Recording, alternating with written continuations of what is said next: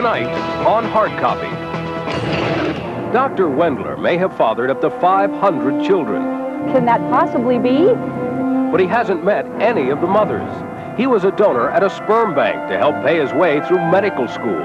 Well, I'm happy to have helped many couples start a family, but I do not want these children showing up on my doorstep.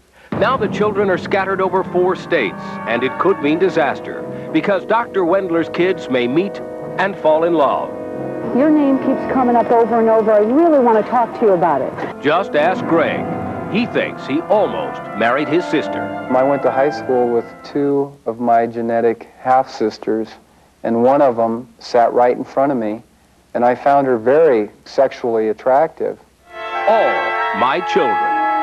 Please. I've tried to reach you for 3 days. Betty gained world fame after she rescued her daughter from Iran. I didn't care so much if I died as long as she wasn't there. Her story became a movie, but it holds no happy ending. Now Betty and her daughter fear for their lives because Daddy says he's coming home. He used to tell me he would spend the rest of his life to find me and hire someone to kill me. This is Hard Copy for Monday, April 6th, 1992. Hello and welcome. I'm Barry Knoll. And I'm Terry Murphy. Good evening. It's a frightening prospect. Growing up in the heartland, youngsters, hundreds of them, each the offspring of an anonymous sperm donor. What they don't know, they are all the children of one man. Diane Diamond has the incredible story. It started years ago, Barry, here at the Kansas University Medical Center. That's when Kip Wendler and other medical students were urged to donate sperm in the name of science. Trouble was, Kip Wendler kept on doing it for nearly 10 years. You know, there are comments made that you have like 500 children, and can that possibly be? Not with the camera on. Please. I've tried to reach you for 3 days. He drives a flashy foreign sports car with a license plate Vitae. That's Latin for life. And if reports are true, this man, Dr. Kip Wendler, has given plenty of life. He's admitted to fathering 200, maybe 300, maybe as many as 500 children. Yet he never met any of the mothers. Kip Wendler used to talk about his donorship openly, almost braggingly. He even did a taped interview about how many babies he thinks he's fathered. How many children do you think you have produced? Probably over 9 years, probably a couple hundred, conservatively. In the summer months when the students are off, they were using me a couple times a week, yes. 2 to 3 times a week. So why you then, though, when the students are away? Why weren't you away? My availability, since I'm on staff, I have a beeper and I can be reached. A donor with a beeper. How convenient. I don't think he realizes what he's been doing, quite honestly. Alan Shadrake is the newspaper reporter who did that taped interview with Dr. Wendler. The doctor, who's now a child psychiatrist, by the way, told Shadrake he'd simply stopped counting the number of children he might have produced. You see, each sperm donation can be divided up and given to several different women. But he certainly seems to be very, very proud of what he's done and believes that he's made a great contribution to society because he considers himself to be a perfect human being. And he says as a child specialist, he sees so many genetically malformed people that he thinks that the fact that he's produced all these superior beings, he's done something good. This is Ozark country. Folks here are used to the ways of nature and man's fiddling with it. Artificial insemination of cows has been used by cattlemen here for generations. But little did folks know, some of their neighbors have been using it on themselves. Come on in. Everything about artificial insemination is cloaked in secrecy, from the donor's identity to just how often it happens.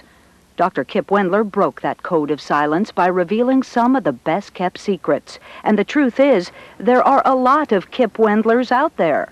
Men who for $50 or $100 a visit make that anonymous donation.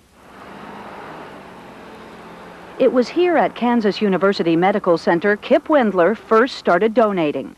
His professor urged many of his students to participate, called them superior men, being med students and all, and besides, they could make some extra money to help themselves through school.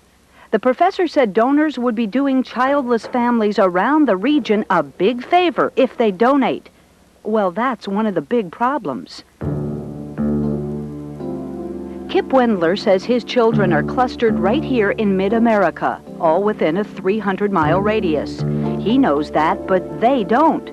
Since these children share that mysterious genetic link, they may have similar likes and dislikes and habits that attract them to each other. They could be growing up in the same neighborhood. They might meet someday and fall in love. Now, that wouldn't cause a genetic disaster, but emotionally, it could be devastating.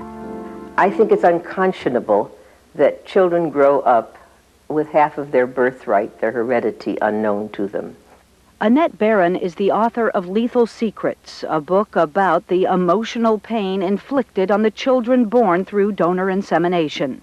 There are up to 100,000 of them created here each year, and donors, she says, often don't stop to think about them. We interviewed a lot of these donors. We interviewed a young man who, with his brother, donated 3 times a week for 5 years. And he said as he left, I don't plan to have any children. You know, you can make of that what you like. There's been some concerns at the donor side. I'm happy to have helped many couples start a family, but I do not want these children showing up on my doorstep. I have my own life, and they have theirs. I mean, 200 at a time. Yeah, I'm not their parent. I'm simply their biological father. Dr. Wendler, I'm doing a story about sperm donation. Your name keeps coming up over and over. I really want to talk to you about it. Give me a call tomorrow, and I'll return your call. Will you talk to me? I will. I'll talk to you. I don't know if I'm doing any interviews, but I do have to go. You'll see what happens when we come back, and you'll also meet this man. It was growing up and not knowing. There was always a question mark. You know, I just didn't fit in, you know. It was just something you felt in your just soul? Something I felt in my soul. That's exactly right. Greg Wiatt grew up knowing he didn't look, act, or think like his father.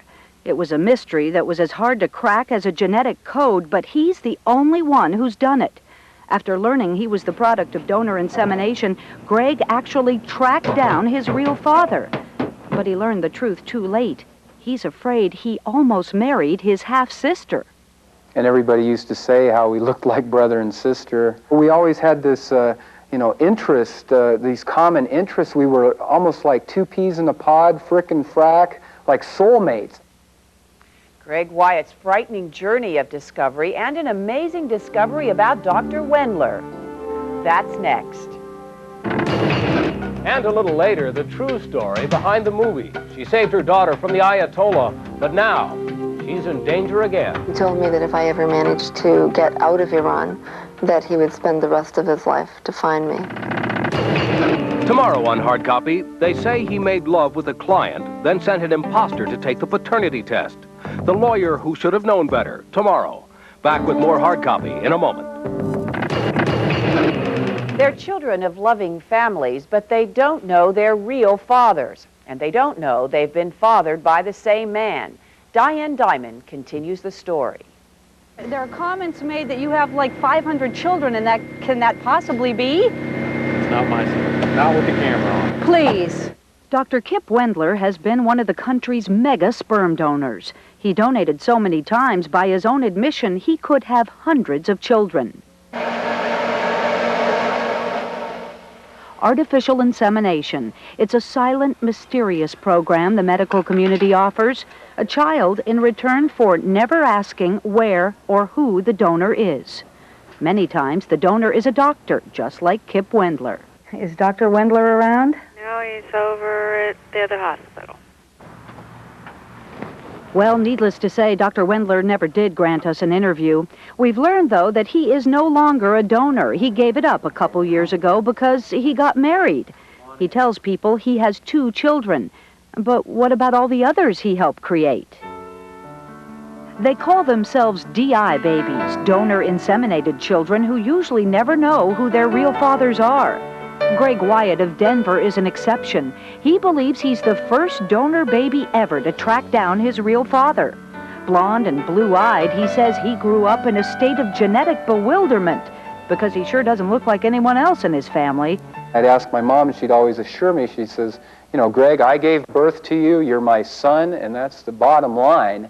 And I'm, you know, she wasn't lying, but she wasn't coming clean with the truth. She'd buried this secret. The doctor told her never to tell anybody, and it was never discussed.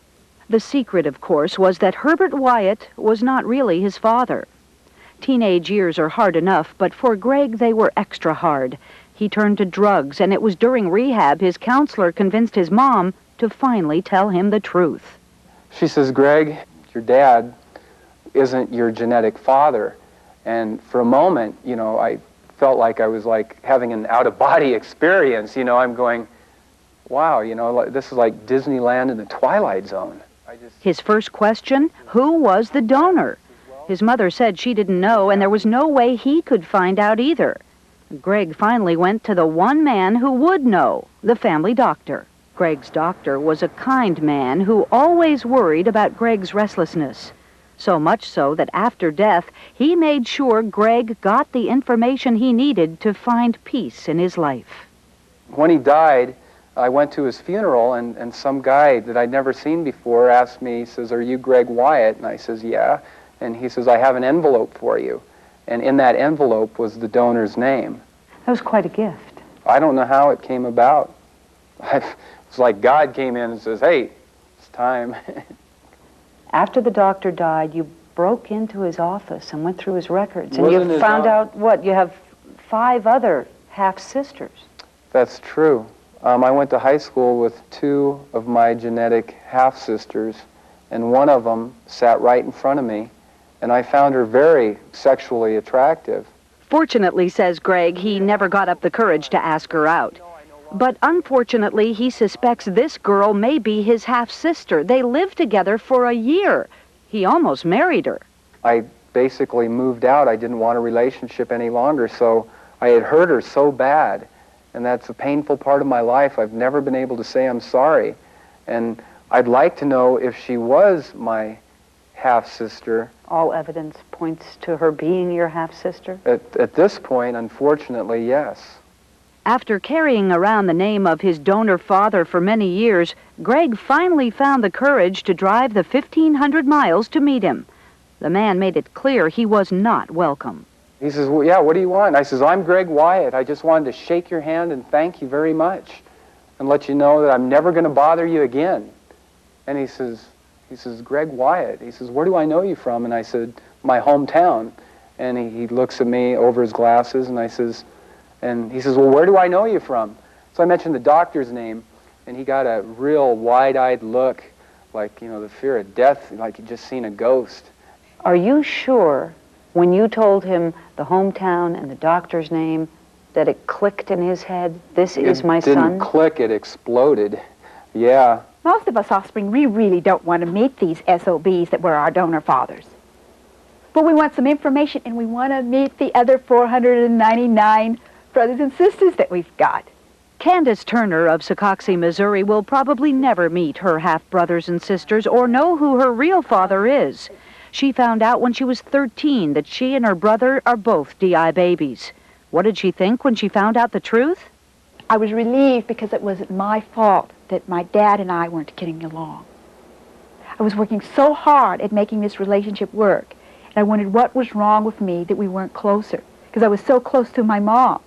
Candace Turner's life has been driven by the need to know, so she founded a group called Donors Offspring.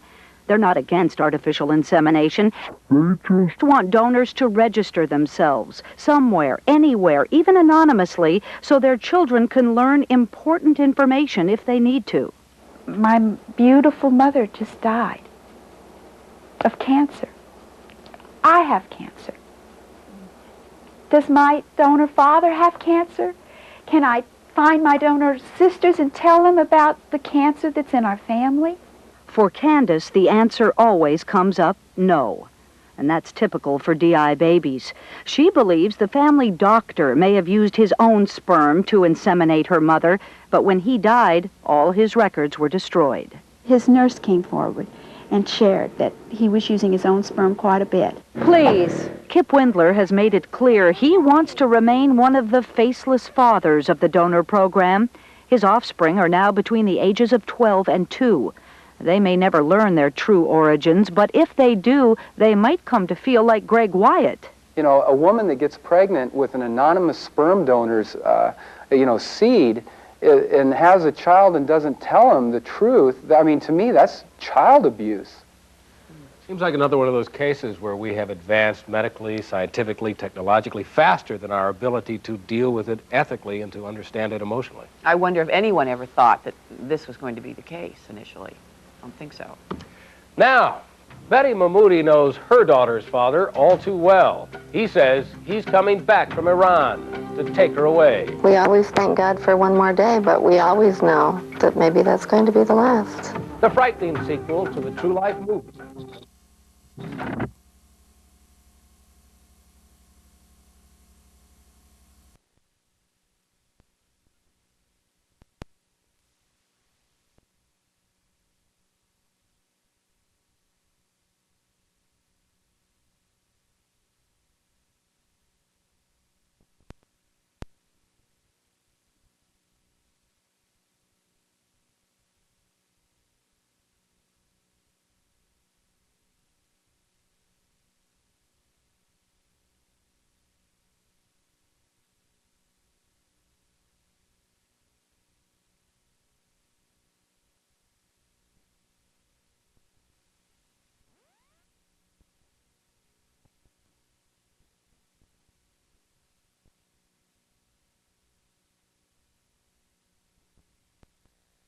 Imposter to take the paternity test. The lawyer who should have known better. Tomorrow. Back with more hard copy in a moment. It was a hit movie starring Sally Field as a mother who rescued her little girl from the terror in Iran. The movie ended happily, but in real life, the terror has returned. Doug Bruckner has the story. He told me that if I ever managed to get out of Iran, that he would spend the rest of his life to find me and hire someone to kill me. To most Americans, it was only a movie, but to Betty Mahmoudi, it was all too real. And now it's come back to haunt her again. She fears for the safety of her daughter